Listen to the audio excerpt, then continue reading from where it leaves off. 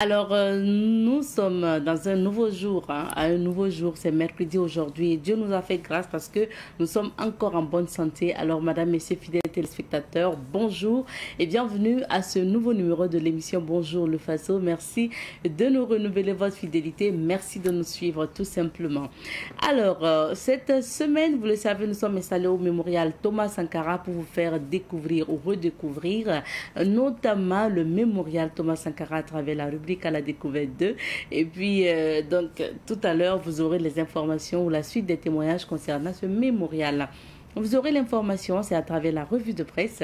Et plus tard, on parlera de crypto-monnaie avec notre expert en crypto-monnaie. Il s'agit de Amidou Zanga qui est notre invité d'aujourd'hui. Plus tard, également, on parlera de questions de droit. Alors, madame, monsieur, fidèles téléspectateurs, bonjour encore et bienvenue à Bonjour le Faso. Merci de votre fidélité.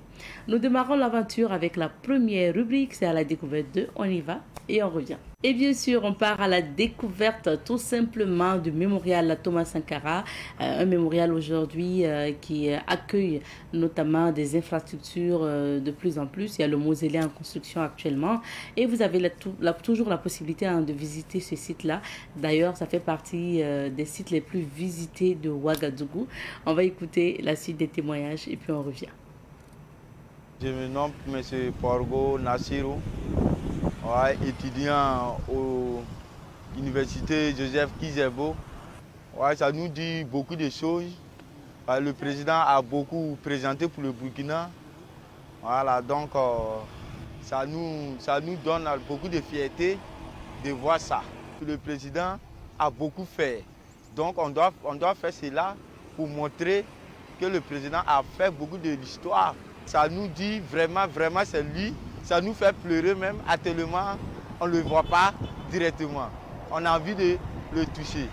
Je suis Poudre Sébastien, conseiller en communication. Nous sommes venus observer le statut de Thomas Sankara. Voilà, puisque après le dévoilement, on n'a pas eu l'occasion de nous approcher plus proche.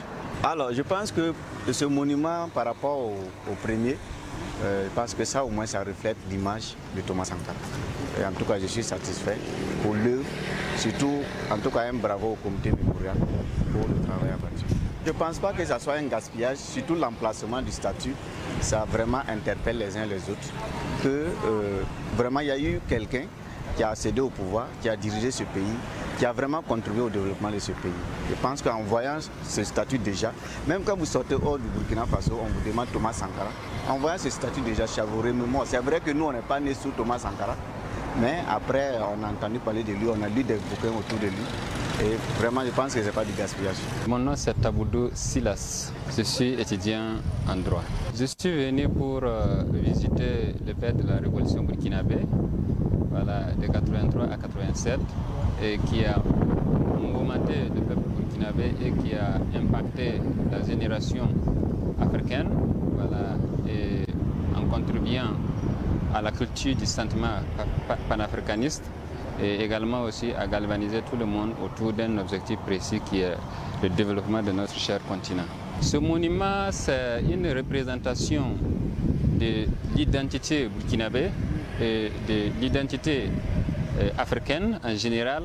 C'est l'expression de la volonté burkinabé, voilà, de vivre en connexion avec son âme qui est l'idéologie qui a vu le jour par le père de la révolution burkinabé, Thomas Sankara.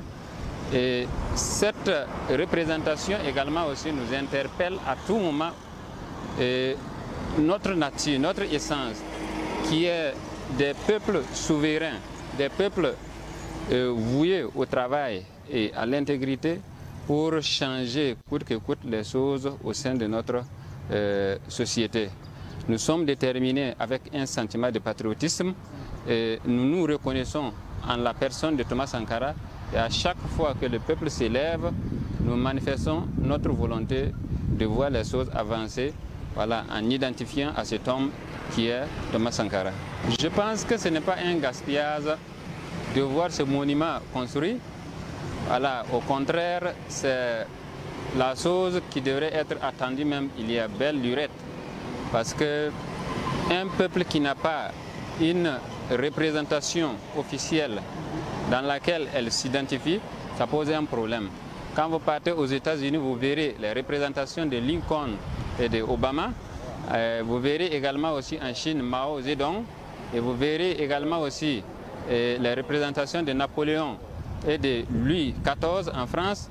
Donc ici au Burkina Faso, si nous avons eu un homme politique, un leader qui a changé véritablement le Burkina Faso, il nous faut cette idole-là puisse être représentée en cette forme statutaire pour cultiver et interpeller les consciences que nous sommes toujours capables, une génération assoiffée de développement, mais capable également aussi à se ressourcer auprès de cette idéologie de Thomas Sankara pour avancer les choses.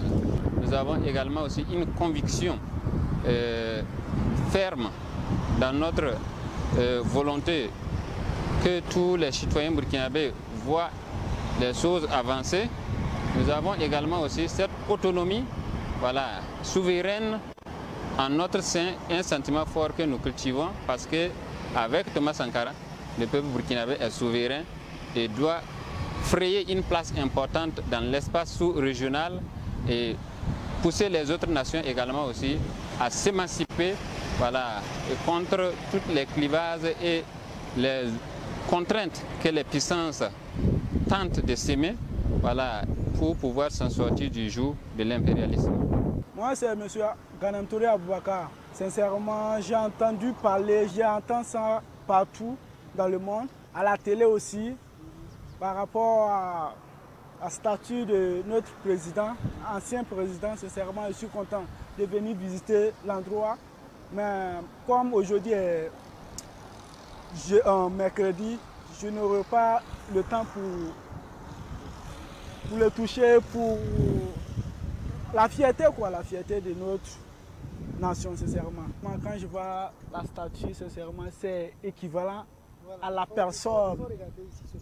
C'est équivalent à la personne que nous connaissons.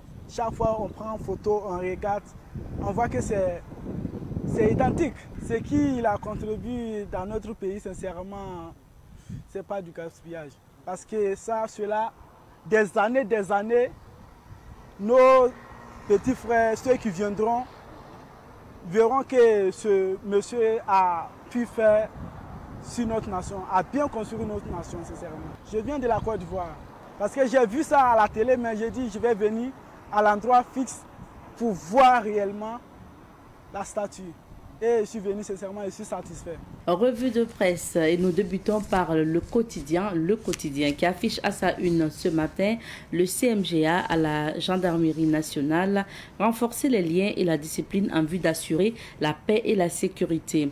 5e et 6e journée des éliminatoires de la Coupe du Monde 2026, des journalistes décryptent les deux matchs des étalons. RN1, 3 morts dans un accident à Yabasso.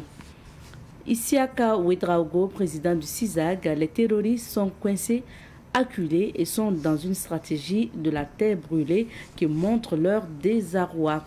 L'Express du Faso, à présent, le quotidien Beauvelais affiche à sa une le ministre Traoré au Burkinabé vivant au Qatar, on vous mat sur les réseaux sociaux. Dette publique, donnez l'argent. L'État va payer ses dettes, dans autant le dire. Visite de l'archevêque métropolitain à Bobo du moins à Orodara. Je suis venu à la rencontre de toutes les populations. Journée de l'exemplarité fiscale, la délégation spéciale de Ouagadougou donne l'exemple. Au palais de justice, un footballeur condamné pour une affaire de drogue. RN1, un accident de la circulation fait 3 morts. À présent, aujourd'hui, au Faso, qui affiche à sa une ce matin, économie, un nouveau code douanier reçoit le hockey de l'ALT. Le ministre Karamoko à la diaspora au Qatar, départissez-vous du mensonge des réseaux sociaux tissés pour vous décourager.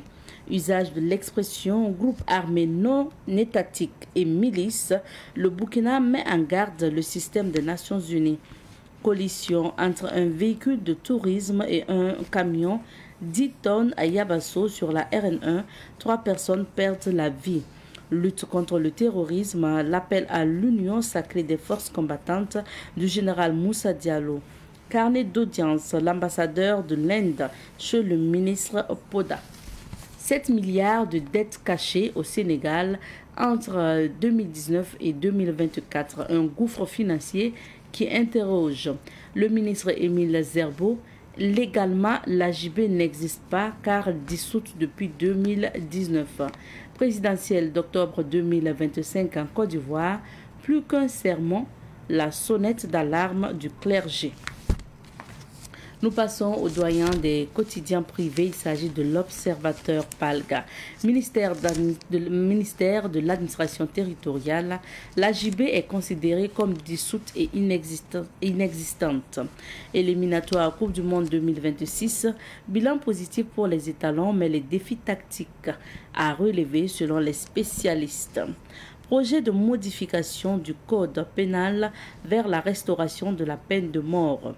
TGI Ouaga 1, 6 ans de prison avec sursis pour abandon moral et affectif. Journée internationale du bonheur. Puisque je vous dis que vous êtes heureux. Lutte contre la criminalité urbaine à Kaya, un réseau de cambrioleurs dans les filets de la police nationale. Guerre au Soudan, l'incendie va-t-il se propager au Tchad? La question est posée au niveau donc de la page numéro 5 de l'Observateur Palga ce matin. Le coin du jeûneur, comment l'islam reçoit le processus du pardon. Comment l'islam conçoit du moins le processus du pardon. C'était le dernier titre de l'Observateur Palga. On passe à présent au journal Le Pays, qui affiche à sa une ce matin, secteur de l'énergie, 4 avant-projets, des contrats types pour une meilleure régulation. Lutte contre le terrorisme au Burkina, le général Moussa Diallo appelle à l'union sacrée entre les forces combattantes. Période de canicule, des conseils diététiques pour une bonne hydratation des enfants. Révélation Axe Ouagabobo, 3 morts enregistrés dans un accident de la circulation. Rupture collective du jeune musulman et catholique en parfaite symbiose. Fêtière des médias, l'AJB dissoute. Promotion du football, les anciens internationaux Emmanuel Adebayor et Charles Kabouré chez le président du Faso. C'était le dernier titre du journal Le Pays et c'était le dernier titre également pour ce qui concerne la revue de presse.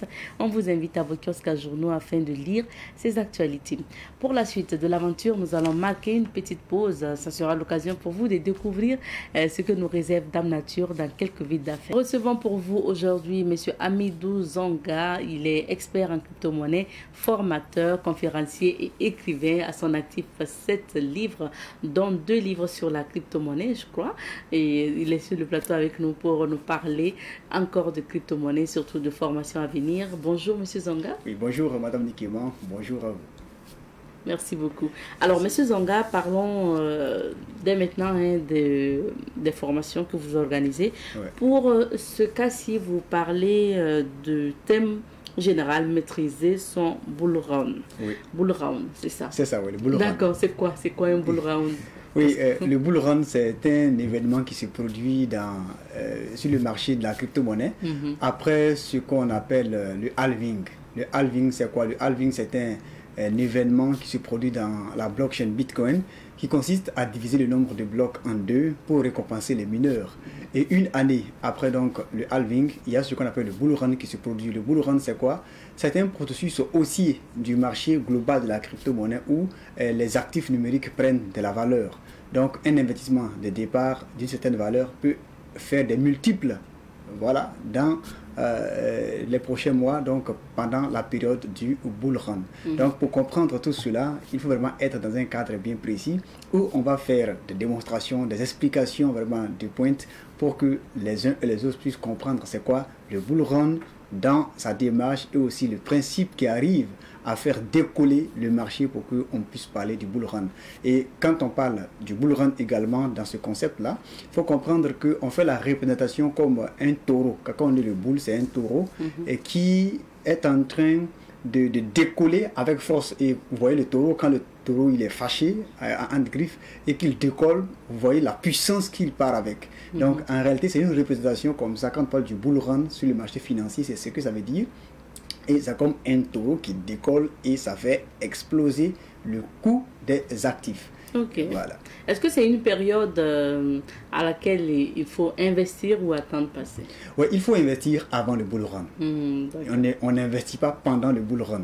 Ça, c'est une très belle question parce que les gens attendent très souvent que le marché explose, c'est-à-dire que le coût des actifs monte, grimpe avant d'investir. C'est-à-dire que tu vois un actif qui fait peut-être plus 50%, plus 100%, plus 1000 ou 2000%, et quand tu vois ça, automatiquement tu te dis, ben, voici l'opportunité, il faut que je la saisisse dès maintenant. Non, grosse erreur. On achète toujours lorsque le marché il est rouge et on vend lorsque le marché il est vert pour prendre ses bénéfices. Et là, il faut vraiment s'éduquer. Ça veut dire qu'il faut acheter avant le bull run. Il faut acheter. Et on a la possibilité peut-être de vendre pendant. Exactement, c'est ça même l'idée. Donc il faut acheter avant le bull run, il faut vendre pendant le bull run. Et pendant cette formation que vous organisez, je suppose que c'est vraiment pour situer la période du bull run. Oui. D'accord. Et c'est toujours bien de rappeler ce que c'est que la crypto-monnaie, ce que ça apporte véritablement dans la vie de celui-là qui décide d'investir dans ce domaine. Oui, effectivement. Là, il faut comprendre que quand on parle de crypto-monnaie, la crypto, c'est l'évolution de l'argent. J'aime toujours faire ce rappel historique pour faire comprendre aux gens que tout a commencé par ce qu'on appelle le troc. Et avec le troc, on est venu aux billets des banques. Les billets des banques, on est passé à la monnaie fiduciaire, à la monnaie scripturale, c'est-à-dire les cartes bancaires. Et on est venu au mobile money. Et aujourd'hui, on parle de crypto-monnaie, on parle de bitcoin. C'est pendant les formations qu'on explique mieux parce que sur le plateau, avec le temps, on ne peut pas tout décortiquer. Et là, quand on parle de crypto, c'est de l'argent en fait. C'est de l'argent qui existe sur Internet, qui n'est pas physique, comme le franc CFA, l'euro ou le dollar que nous utilisons. Et quand on parle de crypto, c'est l'argent qu'on utilise pour acheter des biens et services basés sur une technologie qu'on appelle la blockchain. Et comprenez que la crypto-monnaie n'a absolument rien à voir avec ce que la majorité des gens pensent comme quoi c'est le trading, c'est de l'argent facile, c'est de l'argent simple. Non, c'est extrêmement compliqué.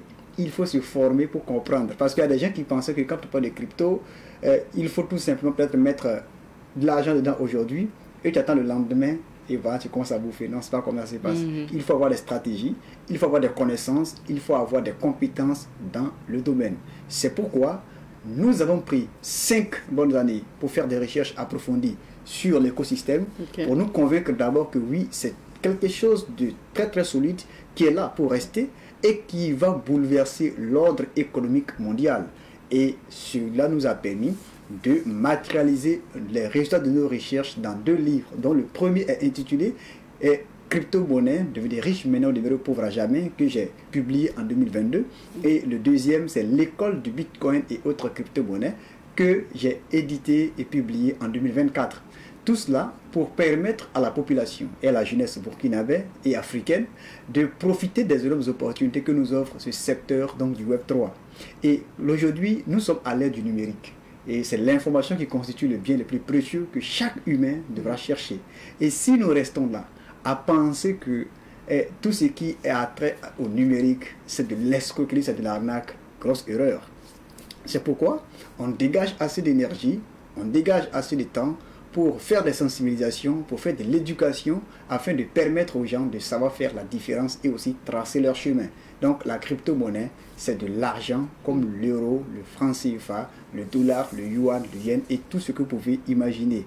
Et donc ce n'est pas des actifs qui sont simples comme ça. Ce sont des actifs qui sont là pour perdurer et aussi permettre à ceux qui maîtrisent comment fonctionnent les actifs de pouvoir faire de bonnes affaires. Est-ce que suivre une formation chez vous, c'est avoir les outils nécessaires pour maîtriser ces opérations, placer ou investir voilà. Est-ce que c'est maîtriser concrètement de façon pratique comment on peut manipuler à partir de son téléphone ces crypto-monnaies? Oui, suivre une formation avec nous, c'est vraiment prendre le contrôle de son avenir financier en main, en un mot. Parce qu'avec nous, c'est plus qu'une formation. On te fait la formation pour te transformer en même temps sur tous les aspects de la vie, pour te permettre non seulement d'avoir des bagages intellectuels, d'avoir des connaissances qui vont te permettre de tracer ton chemin dans l'économie numérique. On va te permettre également de développer un bon mindset, apprendre ce qu'on appelle l'intelligence financière et aussi savoir comment mieux te comporter sur le marché, mieux te comporter même en dehors du marché et avoir ce qu'on appelle l'intelligence sociale même pour pouvoir bien te canaliser. Parce que avec nous, c'est tout un processus. On te forme, on te met dans le grand groupe de tous ceux que nous avons formés et on fait des suivis réguliers pour te permettre, toi, qui nous suis actuellement, d'avoir toutes les ressources et surtout les informations. J'ai fait une vidéo sur mes réseaux sociaux où je disais qu'il y a 4 niveaux qu'il faut vraiment, 4 piliers qu'il faut véritablement comprendre avant de te lancer en crypto-monnaie. Ou si tu es en crypto, il faut nécessairement suivre ces 4 piliers-là pour vraiment tracer ton chemin. Le premier pilier, c'est quoi? C'est l'information. Une fois que tu as l'information sur les crypto-monnaies, le deuxième pilier, c'est ce qu'on appelle la formation. Il faut te former. On n'a pas l'information et on se lève comme ça parce qu'un cousin, un voisin ou un petit frère ou un grand frère t'a dit oui, si tu mets de l'argent dans la crypto, voici ce que ça donne, voici ce que ça donne. Et du coup, tu te jettes sans chercher à comprendre comment ça fonctionne la chose. Ça, c'est une erreur. Donc, le troisième pilier, c'est quoi? C'est ce qu'on appelle les recherches personnelles. Ce qu'on dit dans le jargon, do your own research. C'est-à-dire que une fois la formation terminée, avec les ressources que tu as reçues pendant la formation, fais tout ton possible pour continuer à chercher toi-même certains aspects clés que peut-être tu n'as pas bien compris et qui vont te permettre maintenant d'avoir une certaine stabilité. Pendant la formation, on te donne tout. Mais en dehors de ça, il faut que toi aussi tu creuses. Et c'est ça qui va faire ta différence avec les autres. Le dernier pilier, donc le quatrième et dernier pilier, c'est quoi? C'est de ne pas oublier le premier pilier, donc l'information. Après la formation et pendant que tu fais tes recherches personnelles, continue toujours de t'informer auprès de bonnes sources. Et la bonne nouvelle, c'est que nous travaillons et on a mis en place quelque chose de merveilleux que dans les prochains mois, je pense que si Dieu nous fait la grâce, on viendra ici avec votre permission pour montrer ça également aux gens afin que chacun puisse vraiment rester concentré, discipliné parce que, comme je l'ai dit, la crypto ne se limite pas seulement à l'investissement et puis c'est tout. Il y a toute une carrière que tu peux bâtir dedans. Il y a toute une carrière que tu peux vraiment construire dans cette industrie-là. C'est pourquoi j'ai dit aux parents qui nous suivent, vous qui avez vos enfants qui sont encore au lycée, à l'université, si vous pensez que vous ne pouvez pas suivre les formations, faites tout votre possible pour que ceux-ci puissent profiter. Parce que ce qui arrive plus tard, c'est le monde de demain qui se construit aujourd'hui. Et seuls ceux qui ont les ressources, les connaissances, les compétences seront les mieux recherchés. Et c'est pourquoi on vous dit, l'école qu'on fait là, c'est bien. Mais l'enseignement qu'on nous donne, ça ne peut pas nous permettre de pouvoir nous positionner sur le marché de l'emploi aujourd'hui si on ne maîtrise pas certains outils clés liés au numérique. Et la blockchain, les crypto-monnaies, aujourd'hui, toute personne ayant des diplômes et qui se dit chômeur, lorsqu'elle va apprendre c'est quoi la crypto-monnaie dès maintenant, là, je peux vous garantir que d'ici 2025, il ne va plus parler de chômage. C'est moi qui vous parle. Il pourra peut-être entreprendre ou investir à partir de ce qu'il aurait récolté. Bien évidemment. De la crypto-monnaie. Ouais. Quand on parle d'investissement comme ça, pour ceux qui ne savent pas, ils se demandent est-ce que c'est pas avoir de l'argent avec une forte somme pour pouvoir investir? À partir de combien on peut investir dans la crypto-monnaie? C'est ça? Oui, c'est vrai, c'est vrai. Et avant de répondre à cette question, même, il y a une participante à la session passée qui m'avait contacté pour prendre des renseignements concernant la formation et elle se disait mais comme ça là pour investir est-ce qu'on peut investir avec 5 000 francs? Je lui ai dit même 1 000 francs on investit en crypto-monnaie. Elle dit ah bon? Puis elle pensait qu'il faut beaucoup d'argent, au moins 500 000, 200 ou 1 million. Je dis non. Il dit même 1 000 francs tu investis en crypto. Même 2 000 tu investis en crypto-monnaie. Ça dépend des différents types de projets que tu vas rechercher. Et ça, tout ça, ça part dans la formation. Et lorsqu'elle est venue, on a fait la formation, systématiquement, elle a décidé de mettre 250 000 francs. Parce qu'elle a compris tout ce qui se passait, elle a dit, il faut que je saisisse l'opportunité pendant qu'il est encore là. Et c'est ça qui fait en fait notre joie. Et il y a plusieurs personnes comme ça également qui, au début, se disaient que non, il faut beaucoup d'argent, puisque c'est pas seulement un investissement qu'il faut faire, et c'est tout. Tu peux mettre 1 000 francs aujourd'hui.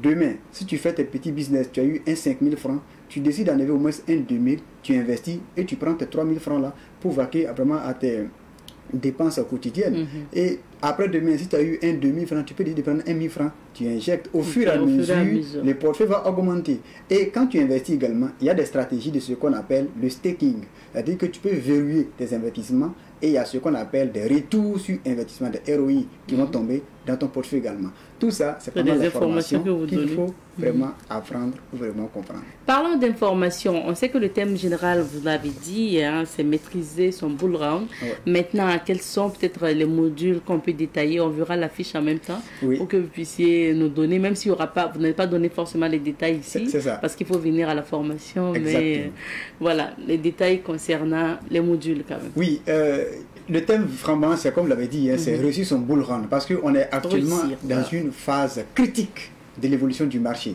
Où je dis aux gens que quand Dieu veut t'aider là, il ne descendra jamais du ciel pour te dire, mon frère, voici ce qu'il faut faire.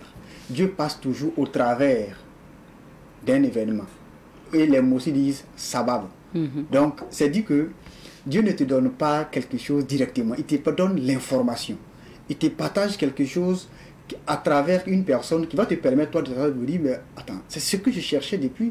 Bon, et si je passais à l'action? Mais avant de passer à l'action, ton cœur va rester un peu, dire, est-ce que. Alors donc, pour revenir au module qu'on va partager, il y en a 7. Il y a 7 modules que nous allons partager pendant la formation. On va apprendre aux gens d'abord à comprendre les fondamentaux de la technologie blockchain, du Web3, du Bitcoin, des crypto-monnaies. On va leur montrer comment bien choisir des plateformes de grosses entreprises pour mieux créer leur portefeuille, les sécuriser et aussi les garder vraiment de façon bien sécurisée et flexible, bien entendu. On va leur apprendre comment faire les analyses fondamentales, comment maîtriser également le money management des gagnants pour véritablement tracer le chemin. Il y a tellement de choses qu'on va les partager. Les modules qu'on a mis sur la fiche là, c'est juste pour mettre comme ça, mais pendant la formation, il y a beaucoup de choses qu'on donne qui dépassent même ce qui est sur la fiche. Et la petite anecdote, c'est que quand on a fini la session passée, là, la 11e session de formation, il y a quelqu'un qui m'a écrit, qui dit, ah franchement, j'ai payé les 49 000 francs pour la formation, là, mais le mois prochain, je vais vous faire un cadeau. Oui, la personne m'a dit, je vais vous faire un cadeau parce que ce que j'ai reçu, je sais que même si j'en avais 1 million, la valeur de la formation dépasse même le prix que vous avez donné. Mais franchement, on ne sait pas comment vous remercier, mais le mois prochain, je vous ferai un cadeau. J'ai dit, bon, c'est pas grave. Nous, le plus important pour nous, c'est que vous soyez satisfaits et que ce que vous avez appris là puisse vous bénéficier et bénéficier à votre famille et également aux autres autour de vous. C'est ça notre objectif. Ce n'est pas pour nous-mêmes. Il y a un grand monsieur que je respecte énormément, dont je vais taire le nom, qui disait, depuis qu'il m'a connu, il vient tout le temps à nos sessions de formation, il ne manque jamais à nos sessions de formation. Et qu'est-ce qu'il dit? Il dit franchement, ce qui fait la différence, c'est que c'est la vision que nous, on partage. Parce que si ça aurait été que quelqu'un d'autre, ce que nous avons comme information et connaissance, on pourrait peut-être garder ça pour nous-mêmes, pour nos proches, et après, lorsque ça va, c'est-à-dire que lorsque le marché aussi va terminer, on sortira pour faire le malin, on sortira pour crier de gauche à droite, et sans même oser dire à quelqu'un, voici ce qui se passe, ce qui se passe. Mais nous, on a décidé vraiment de tracer un chemin, de construire une autoroute qui va permettre à toute personne désireuse véritablement de prendre le contrôle de son avenir financier en main, de passer là-bas. Donc, si toi tu penses que oui, ce que nous sommes en train de dire là, ça ne t'intéresse pas, ok. Mais pour ceux qui ont véritablement envie d'avoir un impact dans leur vie et dans leur génération, c'est-à-dire que construire toute une lignée de générations de nouvelles personnes à partir de toi, ta ceinture, c'est ça que nous sommes en train de faire. Pour que tout le monde fasse un l'or, il faut comme dire, ni moi, nous pas mais bon, pas l'or. Voilà, que tu ben ton bara. Il n'y a pas de ton domaine. C'est comme. Il faut comme l'autre, il faut y avoir un secret. Il y a un soir, il faut y avoir un soir, ticket bébé. Parce que, bon, comme dit plutôt, mon avis là. Faut un peu mais, tu vas croire que en fait, c'est un jeu. Alors que, vous connaissez ce qu'on appelle en morel le sanambuluga là. La culture, c'est ça, c'est du sanambuluga. C'est-à-dire, mais il faut savoir comment ça se passe. Nous, on a actuellement des personnes qui sont autour de nous. Et beaucoup de personnes, ce n'est pas une seule personne d'ailleurs, hein, que nous sommes en train d'encadrer pour mieux préparer leur retraite. Donc c'est en même temps une invite que je lance à nos doyens qui nous suivent. Vous qui êtes actuellement presque à 5 ans, à 7 ans, voire 10 ans de la retraite, là, et actuellement, puisque quand le moment de la retraite approche comme ça, il y a tellement de stress, il y a la pression qui est là. à l'heure actuelle où nous sommes en 2025 là, venez vous former avec nous et vous allez savoir ce qui va se passer. Vous n'allez pas être ce retraité qui est là, qui est dans les craintes, qui est dans le stress, qui est dans l'anxiété. Non, on veut en finir avec ça. Il y a des gens actuellement, avec les stratégies que nous leur avons partagées, avec les connaissances que nous leur avons partagées, ils sont tranquilles. Ils savent que bon, la retraite, elle est garantie. Maintenant, même nous les jeunes comme ça, là, on a déjà tout préparé. Et je dis à certaines personnes, tu dois être capable aujourd'hui, avec l'âge que tu as, de te demander, mais c'est à quel âge moi je veux prendre ma retraite. Prendre sa retraite, c'est pas comme ce qu'on nous a enseigné dans les écoles et puis dans notre milieu professionnel. Non, non, non, non. C'est pas prendre sa retraite et puis s'asseoir pour attendre 5 ans sa mort. Non. C'est ce qu'on a mis dans la tête de beaucoup de travailleurs, surtout du public, comme du privé également. Excusez-moi. Hein. C'est-à-dire que quand tu pars à ta retraite, on dit bon, il faut attendre ta mort. C'est pas ça. La retraite, même, c'est le commencement de la vie professionnelle. Donc, à partir de l'instant T, une fois que vous avez un téléphone Android comme ça, ou bien un ordinateur, s'il vous plaît, si ce portable peut vous permettre d'avoir quelque chose, au moins de façon hebdomadaire ou mensuelle, c'est pas la peine. Mais prenez votre petite économie que vous avez mis quelque part, chaque matin vous vous levez, donc là que vous dites, ah, et ce qui est beau, c'est que tout ce que nous on fait, c'est avec authenticité. On n'exhibe rien, on ne vend pas de rêve réalisable à quelqu'un. C'est tout ce que nous, on expérimente, qu'on partage également. Et pendant les formations, vous voyez, il y a tellement de personnes qui viennent de partout. Nous, on a formé des gens qui sont venus depuis Lomé, Togo, depuis Bénin, Cotonou, depuis le Mali, Bamako, au Burkina Faso, ici, toutes les villes.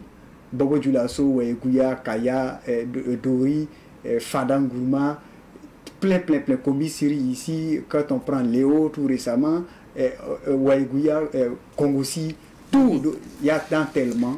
Donc, il y en a, mais c'est vous qui êtes assis dans les grands marchés actuellement en train de regarder peut-être l'émission là, passez à l'action. Parce que c'est l'avenir qui est en train... C'est l'avenir, vous le dites. Ouais. On entend aussi, est-ce qu'il n'y a pas de risque à investir dans les crypto-monnaies? Parce que certains parlent souvent donc de cryptos qui ont été fermés ou de... Voilà, est-ce que vous pouvez nous en parler? Oui, il y a des risques. Dans tout métier, il y a des risques. Et quand tu sais comment éviter les risques, au moins le risque devient minime. Okay. C'est pourquoi on dit aux gens de se former. Et je comprends très bien la question et surtout l'orientation. Et souvent, ce qui fait peur aux gens, c'est que la majorité croit que quand on parle de crypto-monnaie, ce sont des sites de placement d'argent.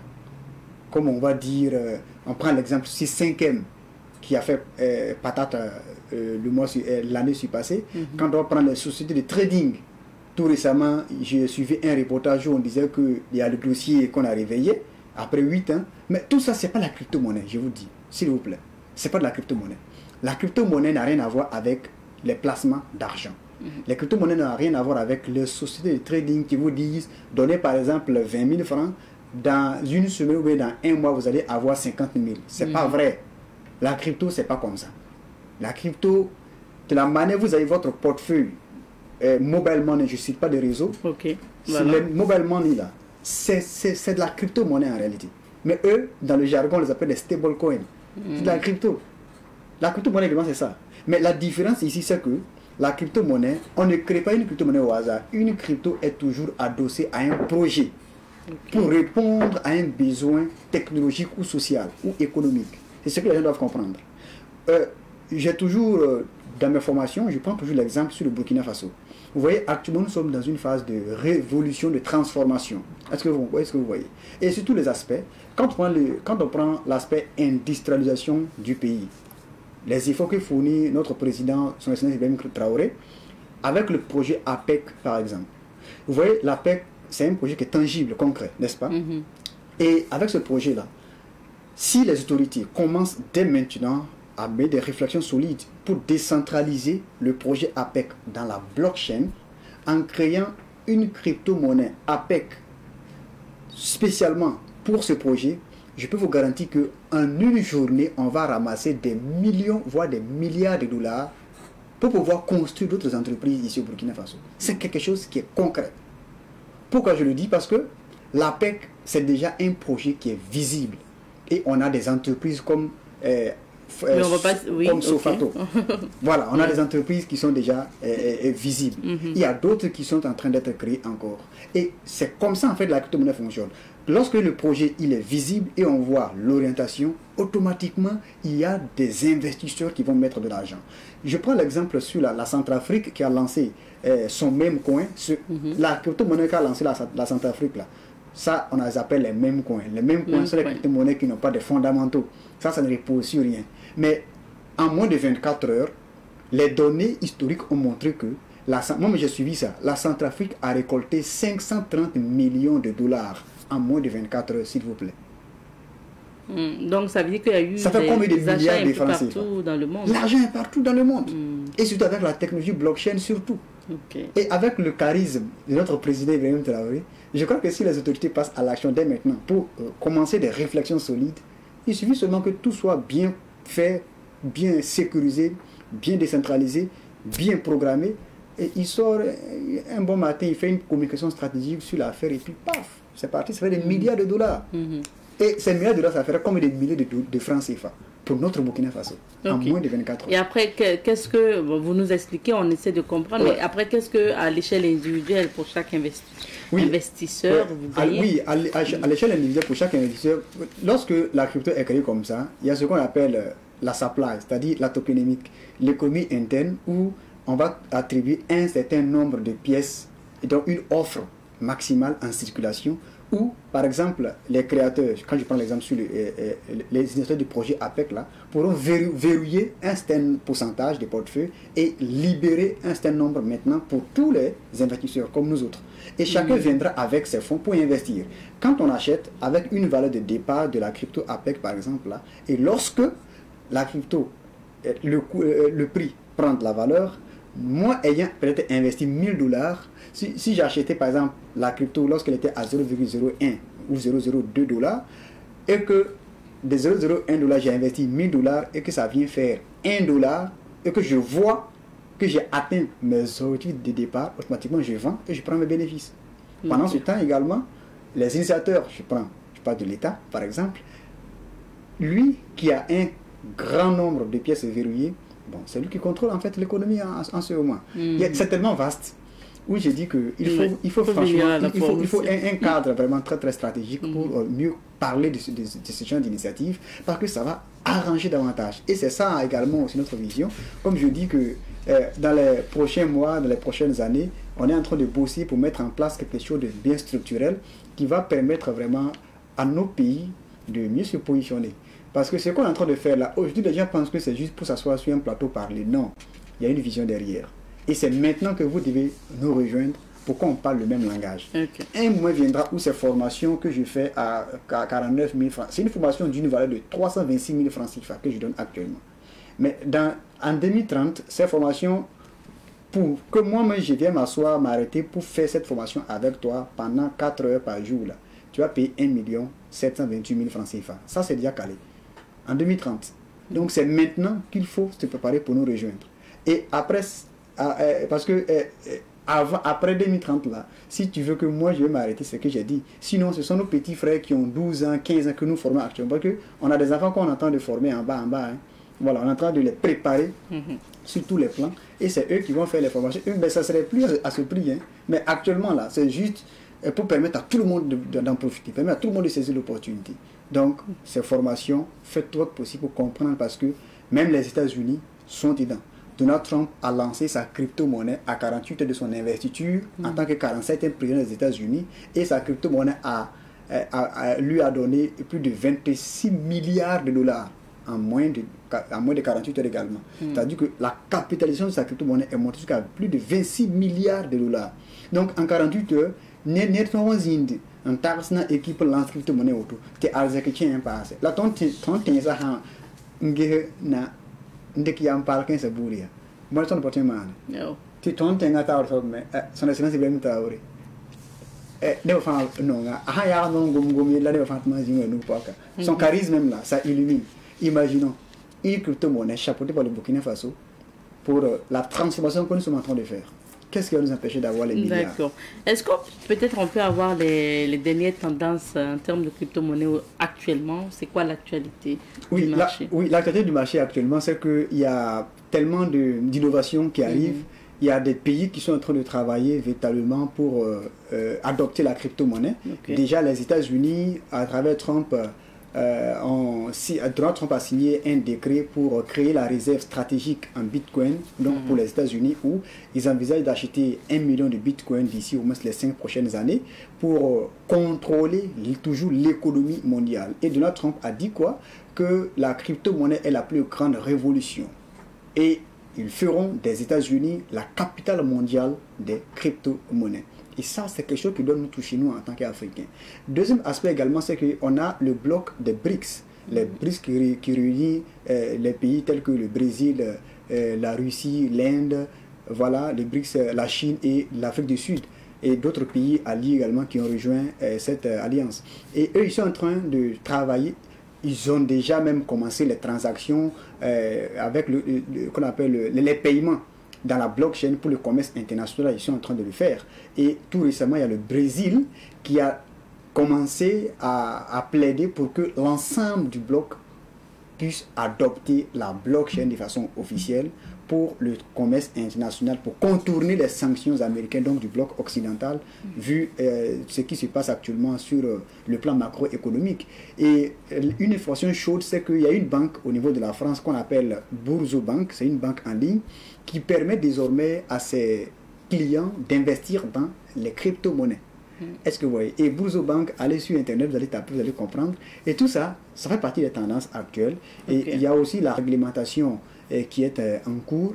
Et la réglementation, avant, sous l'administration de Joe Biden, l'ancien président des États-Unis, il y avait des lois qui étaient contre la crypto-monnaie, et où la SEC, c'est la Securities and Exchange Commission, qui est le gendarme financier américain, qui tout le temps mettait des bâtons dans des entreprises blockchain pour les empêcher en fait d'étendre leur technologie. Mais depuis l'arrivée de Donald Trump, maintenant il y a des lois qui sont souples. Non seulement lui-même Trump, il est pro-crypto, et toute son organisation est pro-crypto. Lui-même Trump, sa famille, ils ont créé une blockchain qu'on appelle le World Liberty Financial. Et rien qu'hier, il y a l'information qui est sortie, ils ont créé ce qu'on appelle un stablecoin USD1 pour pouvoir mieux étendre leur technologie sur qu'on appelle sur la blockchain de Binance. Donc vous voyez, tout ça, c'est pour comprendre aux gens que ton doit être africain, ce cas là, ce que nous on consomme, c'est pas ce que tout le monde consomme. Et nous on décide de partager l'information là à temps pour que tu aimes Stabia, donc il faut qu'on s'élève pour nous rejoindre dès maintenant, et on va vraiment construire une nouvelle vie, on va créer une nouvelle humanité, parce que ce qui se passe à l'heure là, nous on a raté la révolution industrielle, on a raté le pétrole, on a raté l'or, et à l'heure là, avec la blockchain, la révolution technologique ultra moderne, on doit se mettre en retard. Et moi, ce qui me plaît, quand on parle du projet de l'APEC par exemple, là, j'ai lu une information où on disait que le bloc AIS, l'Alliance des États du Sahel, a commencé à réfléchir sur la création d'une monnaie commune, donc décentralisée. Bon, je parle avec beaucoup de réserves parce que j'ai essayé de contacter des personnes qui sont proches de la commission nationale donc, de l'AIS. Mais bon, je n'ai pas reçu de confirmation en tant que tel, donc ça veut dire que je parle avec beaucoup de prudence. Mais si vraiment ce projet venait à être discuté entre, en tout cas, les autorités, entre elles là-bas, je pense que c'est quelque chose de très fantastique pour l'AIS surtout. Surtout qu'actuellement, nous continuons d'utiliser le franc CFA. Le franc CFA, on sait que bon, c'est un caillou qu'on nous a donné. Et nous, on tient ça, on est content. Maintenant que nous sommes en train de lutter pour notre souveraineté, notre indépendance sur tous les plans, surtout économiques, là, je crois que si, c'est vrai que la population de l'AIS dans son ensemble n'a pas une certaine éducation académique assez poussée, c'est pas pour insulter, mais il y a beaucoup de réalité. Ouais. Donc, mais au moins, on peut commencer des campagnes de sensibilisation, de formation, voilà, pour commencer à préparer les esprits des gens, pour qu'ils comprennent que le monde est décentralisé, il faut qu'on parte sur de nouvelles bases.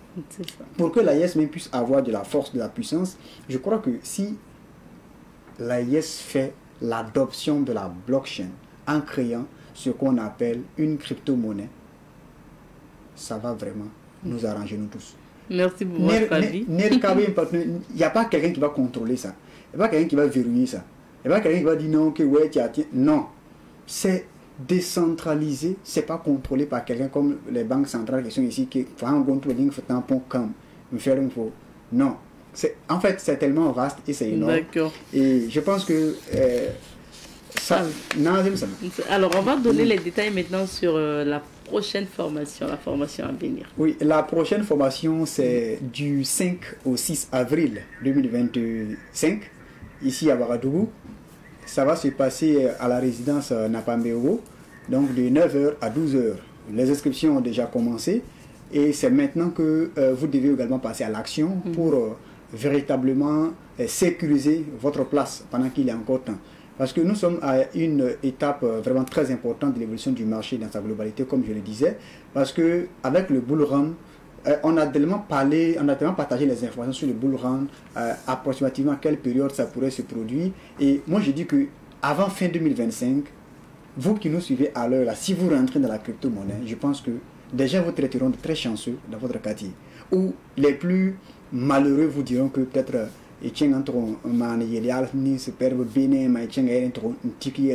alors que c'est l'information.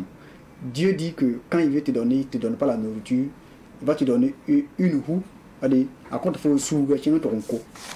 Maintenant, dans notre environnement, quand Dieu veut t'aider, il va te partager une bonne information. Et c'est à toi de savoir comment traiter l'information là. Mais si tu as l'opportunité, la chance d'avoir des gens qui peuvent t'aider à traiter cette information, je crois qu'il ne faut pas négliger. C'est pourquoi on est là, avec tout le temps le sourire, avec le respect de nos valeurs d'intégrité, de vous permettre vraiment d'avoir toutes les ressources pour pouvoir franchement atteindre vos objectifs. Merci beaucoup. Donc, rendez-vous 5 et 6 avril prochain. Ouais. Donc, à Napambéo pour suivre cette formation. Ouais. Notre temps est terminé. Merci d'être passé, M. Zonga. Alors, nous allons nous arrêter là pour ce qui concerne l'entretien d'aujourd'hui. On marque une petite pause et puis on revient. Nous recevons aujourd'hui Olivier Kaboré de Juristes Sans Frontières. Bonjour Olivier. Bonjour Abzeta et bonjour aux téléspectateurs. Bienvenue. Alors aujourd'hui on parle de succession en droit burkinabé. Alors, qu'est-ce que la succession déjà? Alors, ce qu'il faut comprendre, c'est que quand une personne décède, elle laisse nécessairement un patrimoine, ou si vous voulez, des biens, quelle qu'en soit la valeur de ces biens-là. Et ces biens restent. Il va falloir que la société puisse savoir quoi faire de ces biens. Doit-on les partager? Si oui, qui doit les avoir? Et comment doit se faire le partage?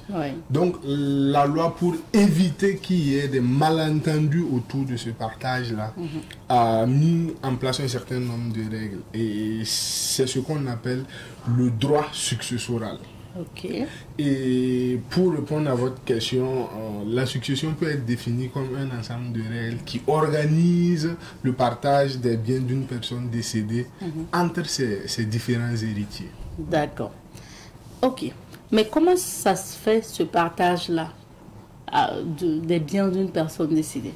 Alors, ce qu'il faut comprendre aussi à ce niveau, c'est qu'il existe deux types de succession, pour qu'on puisse bien se comprendre. Okay. Le premier type de succession, c'est ce qu'on appelle la succession testamentaire, ou si vous voulez, la succession par testament. Okay. Et je pense qu'on a une fois évoqué le sujet du testament, qu'on a essayé de donner quand même un certain nombre d'informations. La succession par testament consiste pour la personne décédée, de son vivant, d'organiser le partage de ses biens, ou d'appeler une personne et de lui donner ses dernières volontés au cas où elle décéderait, afin qu'on puisse partager ses biens selon sa volonté. Okay. Et ce qu'il faut comprendre aussi à ce niveau, c'est que la personne qui fait le testament est appelé testateur. Et souvent, quand vous entendez parler de légataire, c'est la personne qui reçoit les biens par le biais du testament. Quand quelqu'un fait son testament et que après à son décès, il désigne un certain nombre de personnes qui reçoivent les biens. Ces personnes-là sont appelées légataires. Et les biens qu'ils reçoivent là sont appelés legs. Ok. Voilà. Donc ça, c'est le premier type de succession. La succession testamentaire, pas le testament. Okay. Si la personne de son vivant n'a pas eu le temps ou n'a pas voulu organiser le partage de ses biens, la loi intervient. La loi intervient pour encore éviter les malentendus et les mésententes lors du partage et met un certain nombre de règles pour organiser quand même le partage au décès de la personne. Et c'est ce partage-là qu'on appelle succession selon la loi. Comme la loi vous donne la possibilité d'organiser de votre vivant et que vous ne l'avez pas fait, à votre mort, la loi prend votre place et organise le partage. Qui prend quoi et quelle valeur qui prend. Ça, c'est la loi maintenant qui détermine. C'est pour ça qu'on parle de succession selon la loi. Ok. Succession selon la loi. D'accord. Maintenant, quelle est concrètement la quantité de biens aussi reçus par les différents héritiers? Comment on quantifie ça? Alors, déjà, il faut savoir qu'il existe deux groupes d'héritiers. Ok. Le premier groupe d'héritiers, ce sont des héritiers, des personnes qui héritent selon le contexte et la circonstance. Et l'autre groupe, c'est des héritiers qui héritent en tout cas. Quelle qu'en soit la circonstance, ces héritiers viennent dans le partage. Je vous explique rapidement. Le premier groupe qui hérite selon la circonstance ou le contexte là, ce sont les parents de la personne décédée. Et la loi organise les parents de la personne décédée en 3 catégories. Et la première catégorie, ce sont les enfants. Donc si une personne décède et qu'il se trouve que cette personne-là avait des enfants, ce sont les enfants qui héritent. Ce sont les enfants qui deviennent ses héritiers, qui héritent de tous ses biens. Si la personne n'a pas d'enfants, ou du moins avait des enfants qui sont aussi décédés, et qu'il y a des petits-enfants, ce sont les petits-enfants qui héritent. Donc les enfants et les petits-enfants sont dans la première catégorie, en priorité. Les catégories que je vais citer, c'est par ordre de priorité. Ça veut dire que si la première catégorie, il y a des gens qui existent, dans la deuxième catégorie, personne ne peut hériter. Si dans la deuxième catégorie, il y a des gens aussi, la troisième catégorie, personne ne peut hériter. Donc, dans la première catégorie, ce sont les enfants et les petits-enfants. Si eux, ils existent, si la personne décédée n'est pas mariée, personne ne peut hériter. Ce sont les enfants seulement qui héritent, ou s'il n'y a pas d'enfants, les petits-enfants. Dans la deuxième catégorie, il y a les pères et mères et les sœurs et frères de la personne décédée. Ça veut dire que si la personne n'est pas mariée, elle est décédée, elle n'a pas d'enfant. Il n'y a pas de petit enfant. C'est les... On retourne à sa famille. Voilà, c'est les pères et mères qui héritent. Le papa, son papa et sa maman et ses frères et sœurs qui héritent. Et si la personne encore est décédée, ça c'est la deuxième catégorie. La troisième catégorie est constituée des grands-parents, des oncles et des tantes. Ça veut dire que si la personne est décédée, elle n'a pas d'enfant. Elle n'a pas de petit enfant dans la première catégorie. On vient dans la deuxième catégorie. On se rend compte que ses parents ne vivent plus et ses frères et sœurs ne vivent plus. On vient maintenant dans la troisième catégorie et ce sont les grands-parents et les oncles et tantes qui héritent. Mais la loi tient compte des parents maternels et des parents la loi est allée loin, hein, Olivier, quand même. Hein. Maintenant, si la personne n'est pas mariée, elle décède. La première catégorie, il n'y a personne. La deuxième catégorie n'a pas de père, n'a pas de... Bon, ses parents sont décédés, n'a pas de frères et sœurs. On part au niveau de la troisième catégorie. On n'arrive pas à identifier ses grands-parents et ses oncles. C'est l'État qui hérite de tous les biens de la personne. Ça, c'est l'hypothèse où la personne n'est pas mariée. Maintenant, si la personne est mariée, c'est pour ça que je dis le deuxième groupe d'héritiers est constitué du conjoint de l'époux décédé, c'est-à-dire l'époux survivant. Si c'est le monsieur qui est décédé, c'est la femme. Si c'est la femme qui est décédée, c'est le monsieur qui forme ce groupe-là. Et c'est quand la personne est mariée, cette personne hérite dans tous les cas. Ça veut dire que même si il y a les enfants, cette personne part en concurrence avec les enfants. Ça veut dire que les enfants prennent une partie et l'époux survivant prend aussi une partie. S'il n'y a pas d'enfants, si c'est les pères et mères et les frères et sœurs, eux, ils prennent leur partie et l'époux ou l'épouse survivant prend l'autre partie qui reste, ainsi de suite. Okay. Voilà. Maintenant, vous avez posé la question de savoir concrètement quelle est la quote-part de tout. C'est ça, la quantité en fait. Alors, ce qu'il faut comprendre, c'est que on va reprendre le même cheminement avec les quotes-parts pour qu'on puisse bien se comprendre. Quand la personne est mariée et qu'elle décède, les enfants, si la personne a des enfants, reçoivent les 3/4 de ses biens. Okay. Et sa femme ou le mari qui est survivant reçoit les 1/4. Okay. Ça, c'est obligatoire. Et le partage se fait en famille. Si la personne décédée est mariée et n'a pas d'enfant, c'est le même processus. On parle dans les héritiers de la deuxième catégorie. Ça veut dire que les pères et mères et les frères et sœurs reçoivent les 3/4 et la femme mariée prend les 1/4. Okay. Et ainsi de suite. Maintenant, au niveau de la troisième catégorie, par exemple, si le monsieur est décédé, je prends un exemple, et c'est la femme qui survit. Le monsieur n'avait pas de parents, ses parents aussi sont décédés, et que peut-être ce sont les grands-parents et les oncles qui sont là. La loi divise l'héritage en deux. Les grands-parents et les oncles et les tantes prennent la moitié, et la femme prend la moitié. Okay. Voilà. Donc c'est comme ça le partage se fait. C'est vraiment des calculs. En fait, moi je suis en train de visionner comment vous quantifiez les 1/3 ou les 1/4 ou les 3/4. Parce que là après, ou bien on évalue du moins la valeur des choses. Parce que quand la personne a une maison, une voiture, je sais pas, une télévision, un frigo et autres, comment on fait pour calculer les 1/4 pour donner à la femme et les 3/4 C'est une très bonne question. C'est une très bonne question parce que ça, c'est des quotes-parts que la loi a déjà déterminées. Mais avant de faire ce partage-là, il faut établir ce qu'on appelle la masse successorale. Et comment on établit la masse successorale? Déjà, quand une personne décède, il faut premièrement faire son certificat de décès, établir les actes de décès. Et après ça, il faut faire ce qu'on appelle le PV de famille.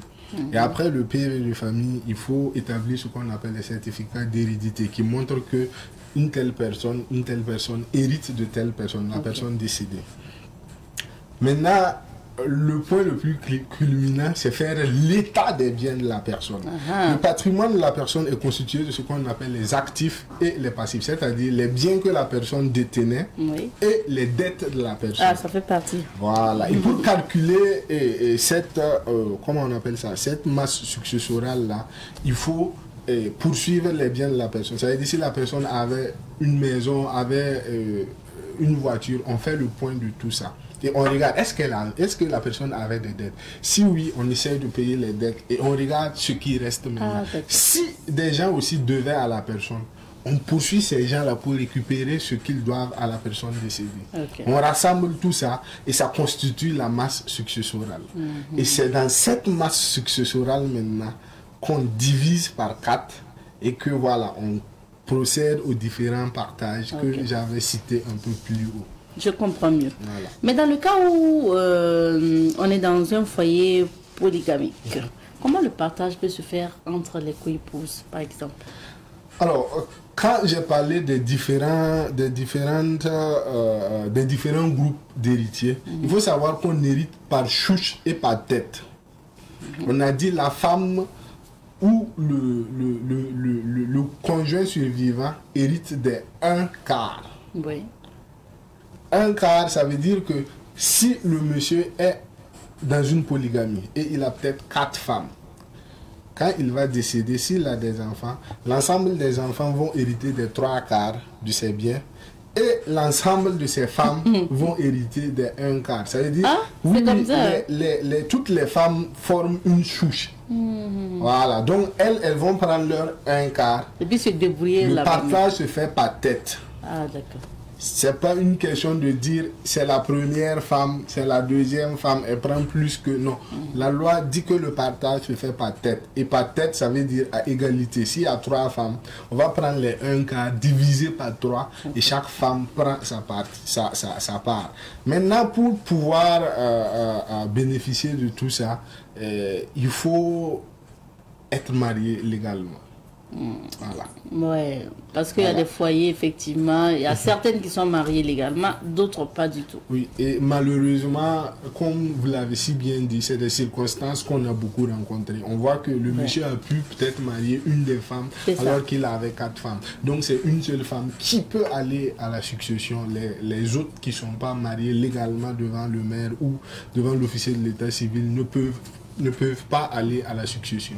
Voilà. Dans pareil cas, si le monsieur n'avait pas eu la présence d'esprit de faire peut-être un testament pour léguer quelque chose à ces femmes-là, c'est la femme mariée seulement qui va hériter des biens du monsieur.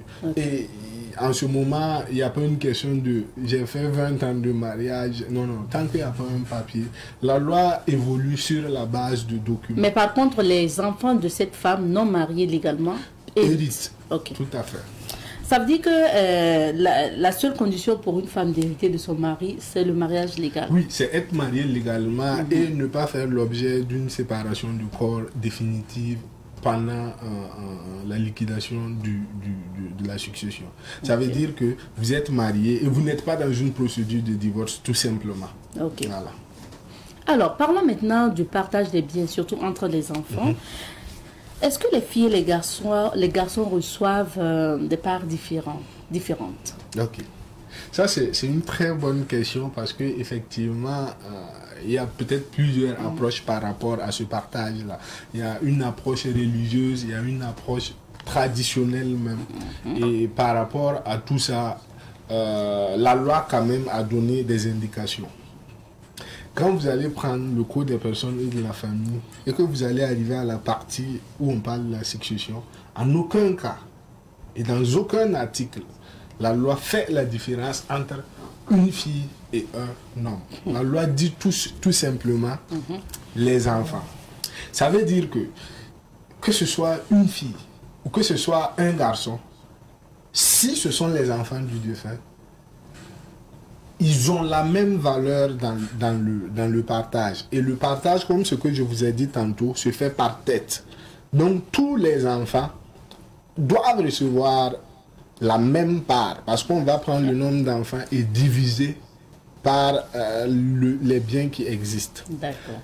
La loi ne s'est même pas fatiguée pour savoir qui est fille ou qui est garçon. Parce que pour la loi, pour la société, puisque la loi régit la société, les enfants regroupent tous les enfants. D'accord. Et qu'en est-il de l'âge aussi? Alors, effectivement, dans cette question d'âge-là aussi, il peut y avoir beaucoup d'approches. Où on dit que peut-être l'aîné doit plus prendre que les plus jeunes, ou par moment les plus jeunes doivent plus prendre que l'aîné. Il faut savoir que la loi ne fait pas de différence à ce niveau aussi. Un enfant, c'est un enfant. Un enfant, c'est un enfant. Qu'il soit vieux de 50 ans ou qu'il soit un enfant même conçu. Parce que l'enfant même conçu dans le ventre de sa mère peut hériter. D'accord. Voilà. La condition est que l'enfant vienne au monde viable, vivant au fait. Voilà. Sinon, même l'enfant dans le ventre de sa mère... Si le père est décédé pendant que l'enfant est enceinte. Oui, il faut le mentionner. Wow. Et il a sa part comme tous les enfants qui vivent ou qui sont âgés. Voilà. Donc, il n'y a pas une question d'âge dans le partage. Et qu'en est-il des filles mariées? Parce que vous appartenez à une autre famille et des hommes mariés aussi. Est-ce qu'ils héritent de leur père? Ok, la loi ne rentre pas aussi dans ces différences. On a dit enfants, que ce soit des enfants qui se sont mariés ou qui appartiennent à d'autres familles. Le lien de sang ne peut pas s'effacer. Même si quand une femme part se marier à une autre personne, elle maintient toujours le nom de son père. Oui. Ça veut dire qu'on va dire Madame Taneta. Le Neta là rattache toujours cet enfant là à son père. Et c'est logique qu'elle puisse hériter de son père. Donc le mariage n'enlève pas le droit d'hériter de la femme ou du monsieur qui est marié. D'accord. Et qu'en est-il des enfants nés hors mariage et nés dans le mariage? Est-ce que ce sont les mêmes parts aussi? C'est là où les incompréhensions naissent, parce qu'on estime que d'autres sont légitimes et d'autres sont illégitimes. C'est ça. Il faut savoir que cette appréciation, c'est nous qui la faisons. Sinon, la loi s'en fiche pas mal de qui est né dans le mariage, de qui n'est pas né dans le mariage. Tous les enfants ont la même valeur. Il n'y a pas de différence entre les enfants. On dit les enfants héritent des 3/4 de leur papa défunt. Leur défunt papa plutôt. On prend les 3/4. On comptabilise, il y a un tel, il y a un tel, il y a un tel, il y a un tel. On a leur nombre. On divise les biens par leur nombre. Qu'ils soient des enfants légitimes ou illégitimes. D'accord. Est-ce qu'on peut obliger, on est obligé du moins d'accepter une succession? Ok, je disais par moment que le patrimoine d'une personne est constitué de dettes et de biens, c'est-à-dire d'actifs et de passifs. Et si on vous propose un héritage qui est constitué à majorité de dettes, vous avez la possibilité de refuser l'héritage. Parce que si vous le prenez, si vous prenez cet héritage-là, tous les créanciers vont vous poursuivre après pour rembourser les dettes. Parce que c'est ce que les gens ne comprennent pas. Quand on prend l'héritage de quelqu'un, quand votre papa décède et laisse des biens, il faut savoir qu'il vous laisse aussi ses dettes. Donc quand vous prenez ces biens, s'il doit à de nombreuses personnes, vous êtes obligé de payer ces différentes dettes que votre papa doit. Donc du coup, vous avez la possibilité de refuser. Et aussi par convenance personnelle. Peut-être souvent on voit ces cas-là. Du vivant de la personne, vous ne vous êtes jamais entendu. Et peut-être la personne même vous a maudit ou vous a dit que vous n'allez pas avoir ses biens. Donc par convenance personnelle, quand on va vous appeler à la succession, vous pouvez tout simplement repudier la succession. Vous dites que vous ne voulez pas, c'est possible. Est-ce que des héritiers peuvent s'opposer à la succession d'un des héritiers peut-être? Alors déjà pour hériter, il faut être digne d'hériter. Voilà, être digne d'hériter, c'est avoir un lien peut-être affectif avec la personne qui est décédée, même si vous êtes son fils ou sa fille. Il faut ne pas être la cause du décès de la personne. Si vous l'avez empoisonné ou si vous l'avez maltraité de son vivant, les autres héritiers peuvent décider que vous êtes indigne d'hériter. Et ils peuvent aller en justice et dire au juge, avec des preuves à l'appui, quand notre papa ou quand notre maman était vivant ou vivante, il a fait ci, il a fait ça, il a fait ça contre notre maman. Et au regard de tout ça, le juge apprécie et vous déclare indigne d'hériter. Et en ce moment, on peut vous retirer de la succession. Alors, la dernière question, est-ce qu'un héritier peut vendre un des biens donc, du parent décédé avant le partage de l'héritage? C'est très dangereux cette question. Dangereux pourquoi? Pour les personnes qui s'adonnent à cette action. Parce que quand la personne décède et qu'on est en train de constituer la masse successorale, les biens sont dans ce qu'on appelle l'indivision. Ça veut dire que les biens appartiennent à tous les héritiers. Tous les héritiers sont propriétaires des biens. Et pour pouvoir disposer du bien, il faut attendre qu'on lève l'indivision en faisant le partage. Et tant que l'indivision n'est pas faite, tant que les biens n'ont pas quitté l'indivision, si vous vous amusez à vendre frauduleusement un bien, on peut vous poursuivre pour ça. Ça veut dire le monsieur avait peut-être 2-3 maisons avec une voiture et vous, parce que vous êtes peut-être l'aîné ou parce que vous êtes le plus intelligent de la famille, vous décidez de soustraire un des biens pour vendre, par exemple, à l'insu des autres. Vous faites ce qu'on appelle la dissipation de biens indivis. et on peut vous poursuivre pour ça. Vous pouvez faire de la prison et la peine prévue c'est 1 an jusqu'à 5 ans et puis avec une amende qui peut aller jusqu'à 1 million. Ah, il n'y a pas à faire de ça, c'était pour mon papa. Non, même si c'est pour pour votre papa, il faut vraiment éviter de le faire. Et aussi pour terminer, il y a ce qu'on appelle la constitution de la masse salariale et de la masse successorale. Oui. Et pendant la constitution de la masse successorale, quand une personne a l'information que le monsieur avait des biens, et au lieu de donner l'information, pour qu'on ajoute tous ces biens dans la masse successorale, décide de se cacher pour aller vendre le bien à l'insu des autres. Cette personne aussi peut faire l'objet de poursuite et peut faire la prison. Et même au-delà de l'approche juridique, il faut savoir que les morts regardent toujours leurs biens. Et ça, c'est spirituel. Il faut faire très attention avec les biens des morts. C'est bien. Ouais. Merci, en tout cas, c'était un thème intéressant. J'espère que ça a édifié beaucoup qui sont souvent dans cette situation où, voilà, on espère en tout cas que vous avez beaucoup retenu concernant ce thème sur la succession. On va s'arrêter ici pour l'émission d'aujourd'hui. Merci à la diffusion pour ces quelques minutes accordées. On se retrouve, Inch'Allah, demain, jeudi. Allez, cuisse.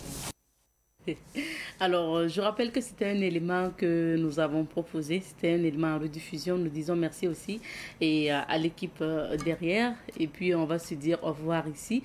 Merci de nous avoir suivis. On se retrouve, Inch'Allah, demain pour d'autres aventures de Bonjour le Faso. Portez-vous bien et que